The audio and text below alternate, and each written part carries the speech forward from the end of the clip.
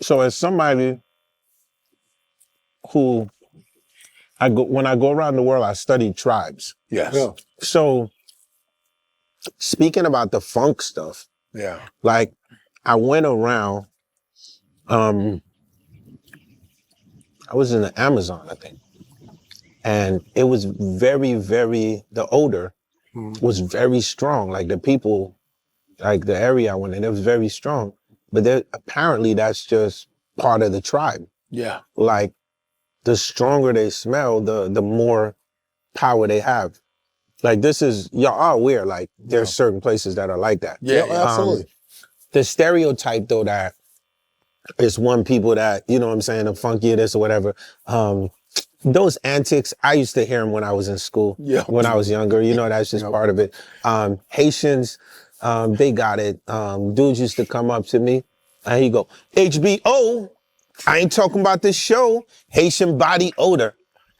When they run, you know what I'm saying? Yeah. You know, again, it's these things are going to happen. Yeah. And the thing is, the way that you combat certain things, you know, show up. Me and him get bombed with this foundational Black Americans. Oh boy. We get bombed. Like big time. We were born in America. We're Nigerian American. We were born here.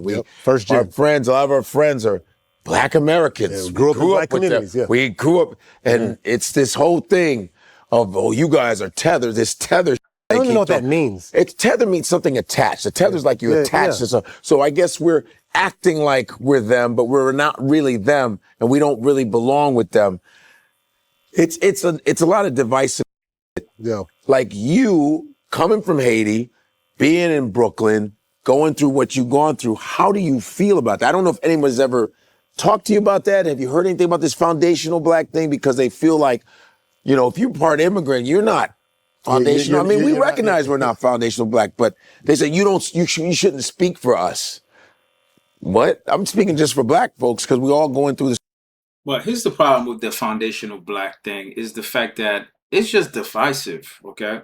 So the whole foundational Black thing doesn't really actually make any sense whatsoever because the reality is this. People from the Caribbeans, people from Caribbeans, Haiti, Jamaica, people in Brazil, Black people, I'm talking about Black people in Mexico and other places, Cuba. There's a lot of places in the Americas that where we have Black folks who have the same experience as Black Americans, probably not as intense, right? Because some of us pretty much had our independence earlier, except for Brazil. Brazil was the last country where Black people were free.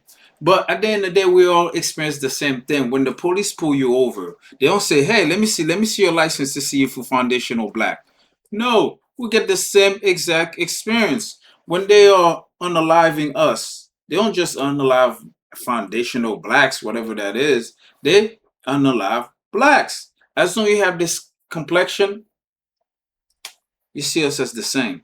Unless we open a mouth, they hear an accent, then like, okay, this guy's from a different country. And sometimes they treat them even worse. So the reality is this: we are on the same boat together. In order for us to come up together, we can't be this divisive. You know why? Let me give you the good reason. Because the European, if you look at Europe, they used to fight each other. England, France, the Dutch, Portugal, they were all fighting each other. And then similar to the mob, Italian mob was doing the same thing. They were fighting each other. You know what they did? They like head on. In order to get the money, and others to go in power, guess what? We need to come together and then we just split the portions, right? The money, and we all get money together. But they understand that in order for us to be strong, we have to come together. And that's the same thing with Black African Americans. Let's think back in the 1950s when we had segregation. All Black people came together, right?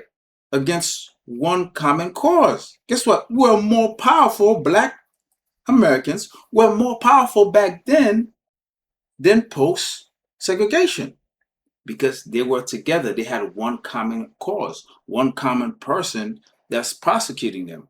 And then now It's not the case. So the whole FBA thing is all nonsense. Same shit. I Right. grew up in Chicago. Police harassment.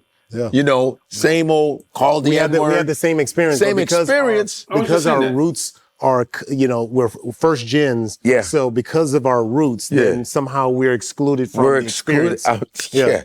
So how do you, I don't know. Well, I think that, again, I hear everything. Yeah. I see everything. I play for everybody. I'm around everybody. Yeah. And the conversations that I have is because I feel like the internet is louder than the one-on-one conversation. No Yeah, doubt. it is. Right? No doubt. Yeah. My one-on-ones are very healthy. And it's a phrase that says, l'union fait la force, which means unity is strength, right? So at the end of the day, Yes, just so you know, the L'Union fait la force is part of the Haitian, it's on the Haitian flag. It says, he just said, when we come together, we're stronger. Pretty much what I just said earlier, just right a few seconds ago. We need to come together by saying you FBA, you're this, you're that. And just keep in mind, so-called FBAs or Black Americans or African Americans, listen, you need to travel the world. You know why? Because Black people all across the world loves you with a passion. Passionate love Black people. Everywhere you go, whether you go to Haiti, you go to Jamaica, you go to Brazil, you go anywhere. The reality is this: you guys don't travel. You go stay in your own little neighborhood because you're scared of the outside. Go on the internet, go on YouTube. Look at the Black men who travel to Asia and other places around the world. Look at how much love they get. The only way for us to be strong, we have to come together. This whole dissecting different sect of FBA, whatever, Native American, all that's nonsense. it's very clear that the reason why you look at history, right? Because what happens is if you want to debate, then we just got to go with the facts of how history is. And the biggest part of history is this, like, why did they keep me away from you? That's all I want you to know. So if you're in America and I'm in Haiti, why did they keep me away from you, right? Because at some point, some ancestors, there was some kind of a connection. Like why they was like, okay, we're going to bring these people to Jamaica. You know, these, we're going to lead them in Africa. We're going to bring these over here, and then these are going to be shipped to America. Like, why? Yeah. Right? And this is a big question, right? The question is this, right? So, and the answers that question is l'union fait la force. Unity is strength. Divide is the only way that they could conquer, right? So at the end of the day, when rhetoric gets so loud, right, it's hard for people to look at what the truth is, right? Yeah. So at the truth, if you love Frederick Douglass, and Frederick Douglass was Black American, right? If you love Frederick Douglass, you should read what he says about immigrants. Read what he says about Haitians, right? If you look at Harlem, New York City, and you are a Garveyite, you should look at Marcus Garvey. Like, he's pretty interesting, right? He would consider himself being from Harlem. These are all part of histories that maybe you might be missing. If you look at the Honorable Louis Farrakhan, where does he come from? If you look at Harry Belafonte, where does he come from? Right? So, and I could keep going. All these names he's naming are people who are diasporas of African diaspora who are from the Caribbean. Louis Farrakhan, Belafonte, Marcus Garvey. Malcolm X's mother was from the Caribbean. So there's so many you can name. Barack Obama, African, like his dad's Kenyan. Kamala Harris, Jamaican. So you can go on and on. So what he says earlier regarding the separation, Just imagine this, right? Just look at this for the FBAs and those who said they're not black or they didn't they foundation black or those who said they are Native American and all that stuff. Just imagine this for a minute, okay? Because I know a lot of you guys, no disrespect, a lot of you guys can't read properly. I think 85% of black people in America do not read at a proficient level. Okay, so I'm gonna try and break this down as best as possible. So just think of it this way. Just imagine you have African Americans, you have people of the Caribbean, you got the black Brazilians, you got the black Mexicans. We all come together and connect. You know how powerful that would be? Just think about this. When black people were against segregation, they all came together and marched and they removed segregation, right? Even though at the end it wasn't beneficial, but let's just say it was, okay? So now let's imagine we do the same thing. We connect the land, the African continent, to the blacks in America and Brazil, all these places. You know how powerful you'll be? Just understanding, just look at history. History is not your enemy. On and on and on, So just to it's say really at the end of the day, the uniform, you see, when we was doing the Fugees, right? And we always say like the power of the Fugees is this is what happens when a black American gets with the diaspora and they put their arms together and they learn from each other, right? So when Lauren is sitting there and she's like, yo, this is the Four Tops. You know, this is Marvin Gaye.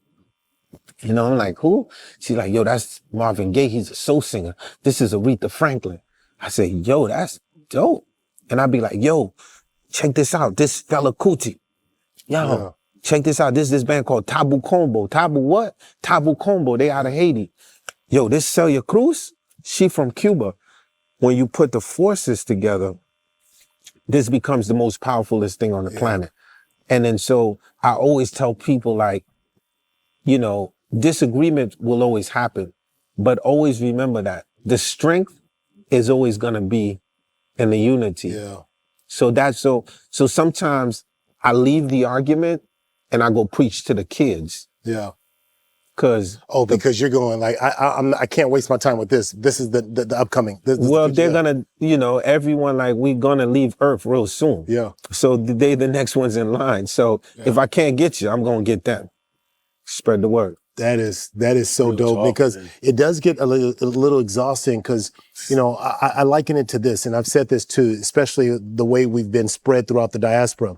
You know, when colonizers came into Africa and they enslaved the Africans or, you know, took them over and enslaved the Africans and spread them throughout, you know, Jim Crow, you have Jim Crow in the United States and slavery, and you have, you know, everything that happened in the Caribbean and in Brazil and in Africa, and they torched one house and torched the other and did all this other stuff, and they literally split families apart. And then for generations and generations keeps everybody apart.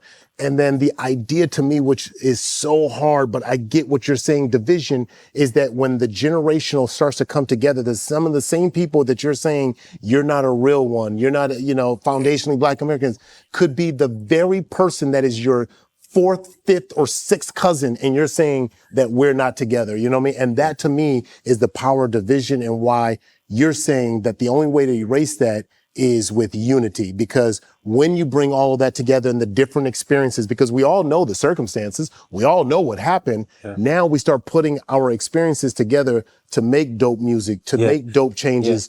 So when me and my black American friends, right, I have, you know, like, it's like, to them, I'm more black American than I'm Haitian, right? So we have like, and again, it's good because my thing is like, yo, why do you feel like that? Right? Because I want to know, like, well, why is it you feel like that? Because I remember like being little and being in school, and they'd be like, oh, these damn Haitians, they're getting straight A's, right? And like, it's like, well, what do you want us to do? Like, you know what I'm saying? Because if we go home and that report card ain't right, they're gonna like take us and hang us upside down. That is 100% true because coming from the Caribbean and Haitian immigrants, the way it works is if your report card has C's in it, you are getting a beating. Your job is to go to school. That's only what your job is. Go to school and get A's. That's your job. You're not doing your job, you getting beatings. Like, and the beatings are not just, it's serious beating that goes on for minutes, and then you're gonna see some damage on your skin, and there's always gonna be a bottom, all lower part of your body where principals and teachers won't be able to see, and it's even worse in Haiti. So your job is to get A's and B's. Anything other than that, oh Lord, don't even come to the house. Bro, it's either Hell we get yeah. an A or we gonna trace the A into the. Hell yeah, we make it. I did that one time. Oh, hold on. Did you ever get the report cards? Hell yeah, I went like that. They had the carbon copies. You know, they put it the carbon copy ones. I was at Audubon Middle School, and I would go like this, and I look in through them. But the whole point I'm trying to make is this, right? So, to prove my point, I'll just leave this there. To prove my point is this: Gaddafi was pretty much assassinated for a simple fact that he wanted to create a currency, an African currency, and also a NATO of Africa, where he bring all the African countries together. The European countries understand that. They know how powerful Africa is with all the resources and everything. They said, no, we can't allow that. They unalive Gaddafi. So now imagine us, not only the continent of Africa, but all the Africans that were spread across, all the black people. Because I believe as long you have this, you're an African. You have the identity of an African. So let's come together. Forget all the FBAs.